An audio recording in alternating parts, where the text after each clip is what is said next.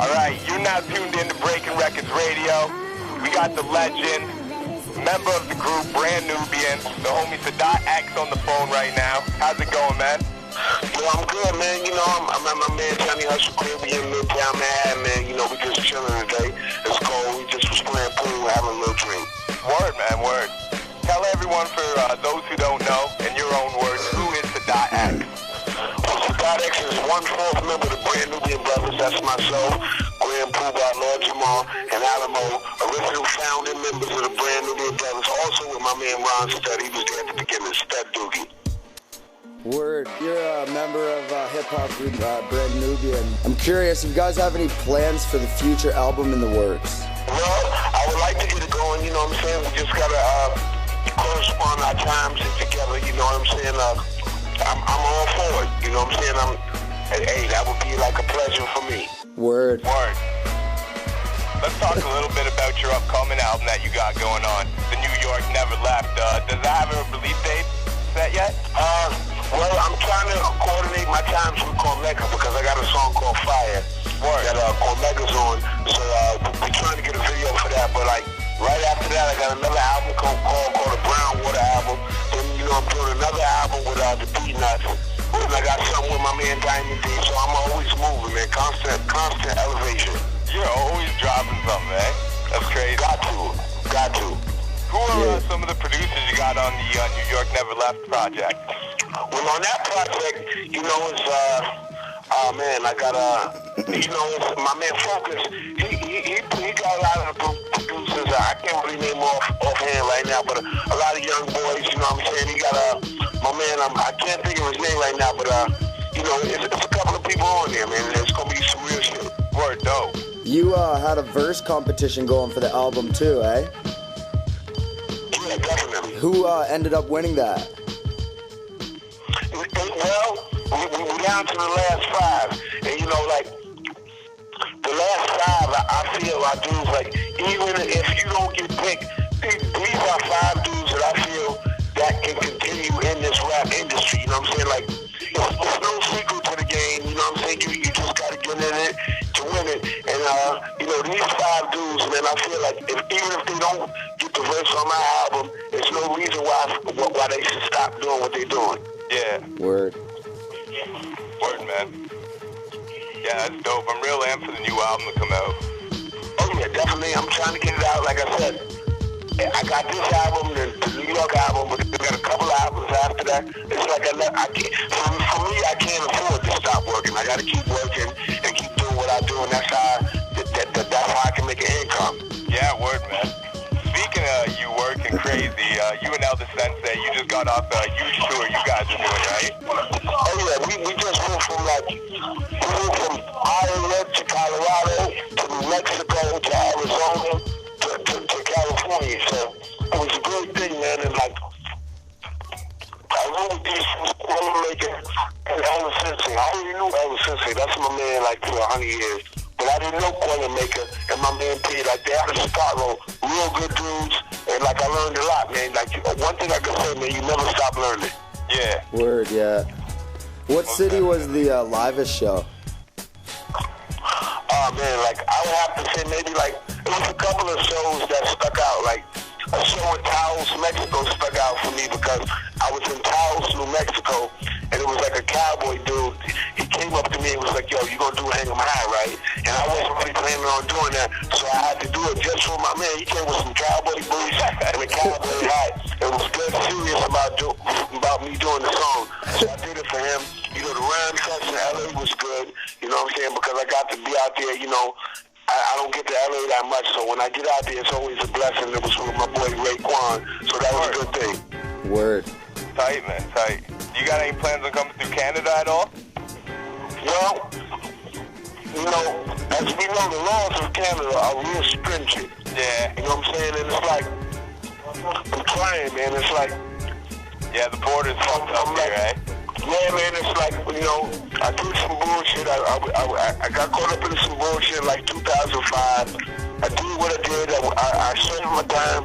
So it's like from 2007 to 14, that's 7 years. I thought I would be good. Yeah. But Canada, you know, they sent me some shit talking about if I like fill out some paperwork and send some money, I might be considered. I'm like, yo, what type of, like, how you gonna have me fill out the money, fill out papers and send money, and I still might be considered? And it's like, with Canada, it's not just Canada, that stretches to Australia and all the other places. I'm like, damn, like, you know, I want to be out to Canada. I got family in British Columbia that I would like to see. So, you know what I'm saying? Like blood family. Yeah. So, like, you know, I want to really get out there. Yeah. Yeah, that's fucked up, eh? Yeah, and it's like, Canada, I love Canada. I can go there. I've been out to Japan, Europe, but I can't get into Canada. And it's like, yo, that's right there. I need to be out there and let the people feel this. Yeah.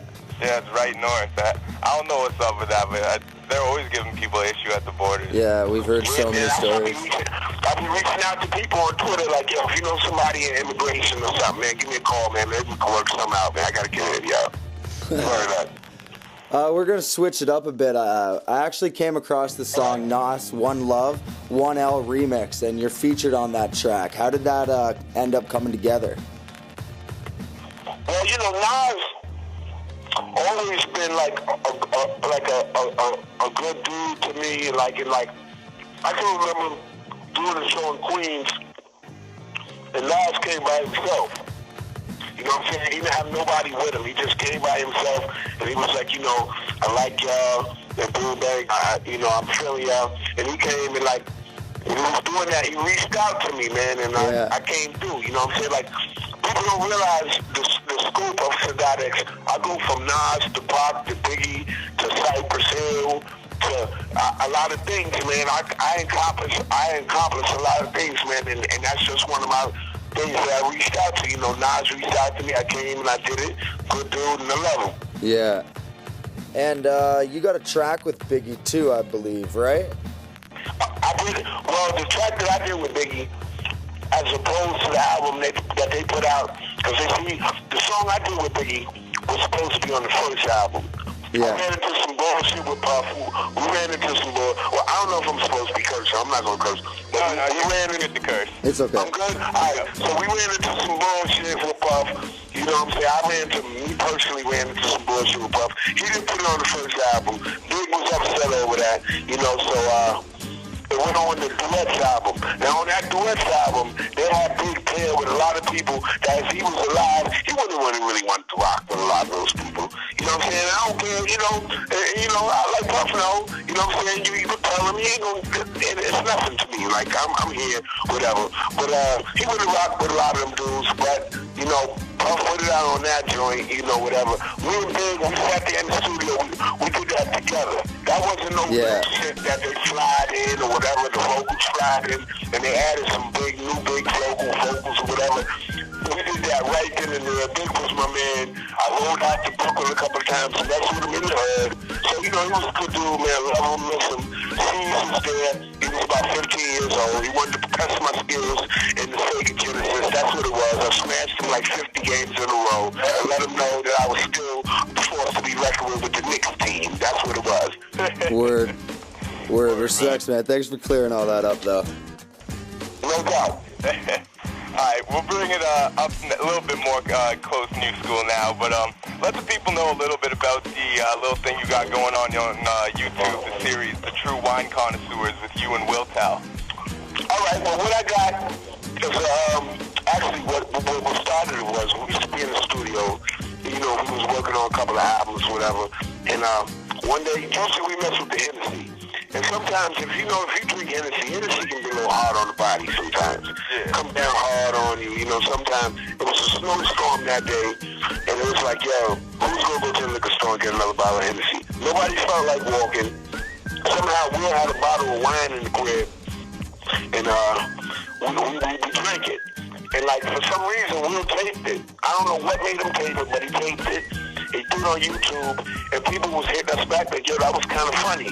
Yeah. So we did another one, and then we did a couple of more, and then one time we did one, and somebody was like, yo, if I send y'all, I'm from a wine company, if I send y'all a bottle of wine, can y'all do an episode on my wine? So we started doing those, and then somebody was like, yo, if you were serious about wine and you want to make a wine, here with me. So, you know, we got with those people, and we actually went, you know, we went to wineries, you know what I'm saying? We did the Knowledge of Wine. My man Will Tell actually got a job as a wine distributor in New York, and we put out a wine, True Wine Connoisseurs, you know what I'm saying? We put a little series behind it. We got a red wine out. Go to truewineshow@gmail.com, and you can learn all about us. You can order the wine. We got it. We're working on a new label right now. It's in the stores in New York. We're trying to get it all over. Dope. That's crazy, man. That is crazy. What's it called? It's called True Wine Connoisseurs. Will Tell us Sadat X red wine. All right. Have to check that. We're going to switch it up again a little bit. What's that? Yeah, I said check that out. You know what I'm saying? True Wine Connoisseurs. Definitely. Will Tell. All you got to do is Google that, go to the episodes, and see what we're about. Definitely. We're going to switch it up again a little bit. Who are some of your favorite rappers to come out in the last 5 years?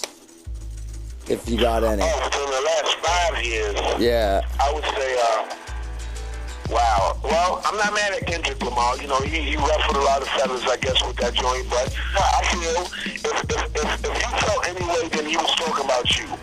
I didn't feel he was talking about me because my shit is up to par, and I know where my shit stands. So anybody that took offense to Kendrick Lamar's joint, well, then that's for you, and that's for you to step your bars up. I liked a lot of Tyler, the Creator's joints. I like the young boy from around my way in Brooklyn, Troy Ave. And there's a lot of young boys, because the volume is so heavy right now where everybody's coming out every week, but I don't get a chance to learn all the names. You know what I'm saying? Because somebody's coming out every week. You know, when I came out, rap was like a boutique. You know what I'm saying? Now it's like the mall. You know what I'm saying? When I came out, it was like a boutique where it was couture items, and you had to be affiliated and special to come in. Now, you can be in the crib with a computer and create a persona, and you can be anybody who you want to be. So there's so many people coming out nowadays where I can't even really catch all the names. Yeah. Yeah, it's true. There's just like a million different artists a day. It's like everybody nowadays knows somebody that raps. Y'all dudes know somebody that raps. I know somebody that raps. Everybody knows somebody that raps. Yeah. And their cousin and their grandma raps. Yeah. And their brother. And I'm not mad at it. I'm not mad at it. I say, like, you know, do what you do, but it's just watered down the game a little bit, I feel. Yeah, most definitely. Alright, so I think back a little bit with this, but I gotta know, what were you doing on the cover of the brand Nubians Everything is Everything album cover behind the explicit sign? Because I think I know what you're saying on there, but oh yeah, we was rolling up some, you know what I'm saying? I was at that time, living uptown, you know what I'm saying? And on that Everything is cover, I was rolling up something. You know, I'm an advocate, because I feel like when you have a little smoke, and that mellows you out, like, I don't think weed ever started no wars. You know what I'm saying? I think, you know, the most you're going to do is at the end of the night, you need something to eat. Y'all might argue about where you're going to eat at. You know what I'm saying? But I think weed never started no wars, man. And I feel like, you know, I'm an advocate for it, you know what I'm saying? Yeah. If you can control it. If you can't control it, because some people smoke weed, like, yo, I was paranoid, this and that. Well, then those are the people that don't need to be smoking. You don't need to be smoking, and you know, but if you can handle it, and you're an adult about it, hey, man, I'm 100% for it. Word. most definitely, man. Yeah. What is your favorite bar or verse ever rapped by anyone? Well, it's a lot of verses, man. He likes to eat party, hardy. He like a John Cardi. It's like a Maserati. That's cool. That's one of my favorite verses of all time. Like, when he wrote that verse, and I heard that song for the first time, I was mad that I didn't write that. I was like, why didn't I write that? Like, why didn't I think about that? You know what I'm saying? Certain verses, you know, hit your mind. That's one of them. Yeah. Certain biggie joints. Some symbols back and forth, the same old rhythm like a baby can pick up and join like in the ultramagnetic joint. Kool Keith. Kool Keith is from the same building that my family is in the Bronx. I know Kool Keith since then. So, you know, when we wrote that verse, I was like, why I didn't think of that? Like, so certain verses like that. Word, man. Yeah. So classic. Classic stuff. Classic verses. But then a lot of the young boy verses, like the Kendrick Lamar verse, and some of like my man Troy Ave verse. When I listen to those verses, I'm like, oh Caesar, innocence and niceness. I ain't living niceness. Recruited IF and rappers is back about to get about foul talk is tall. Never even walked the walk. Like when O wrote that verse, I was like, damn, like why I didn't write that? You know what I'm saying? So, yeah.